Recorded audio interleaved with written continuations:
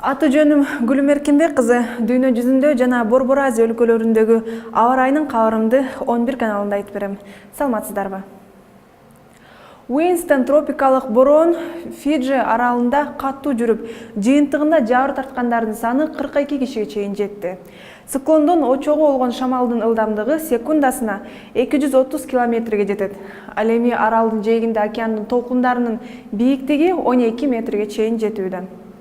Эксперттер Уинстон циклону Фиджи аралынын тарыхында эң каттуу болгонун айтышат.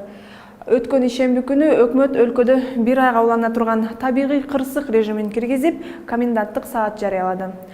Бул сааттын ичинде циклон аралдан тарап, океандын батыш тарабына көчүп кетти. Бирок Фиджиде нөшөрлөгөн жамгыр уланып жатат. Буга дүйнөлүк жылуулук себеп болушу да мүмкүн. Анткени буга чейин эле жылуулукка байланыштуу Фиджинин жээгин өлгөн балыктар каптап калган болчу. Мында климат Борбор Азия өлкөлөрүндө да катталды. Буга кененирээк токтолсок.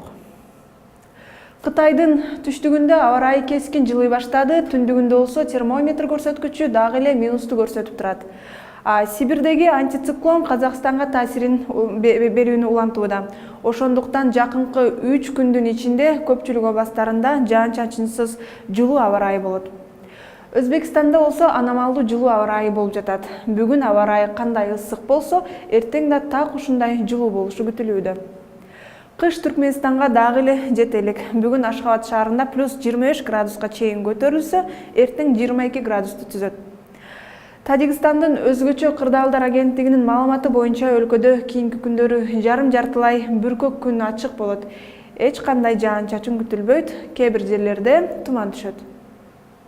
Кыргызстанда жаан-чачын күтүлбөйт, тоол аймактарда абанын температурасы төмөн болгондуктан жолдор тайгак болушу күтүлөт. Ысык көл областында абанын температурасы өзгөрүп турат, ал эми калган аймактарда дээрлик өзгөрбөйт. Мына ушундай аба ырайы өз ордунда турбай өзгөрүп турат. Ошондуктан 11 каналында аба ырайынан кабардар болуп туруңуздар. Көрүшкөнчө.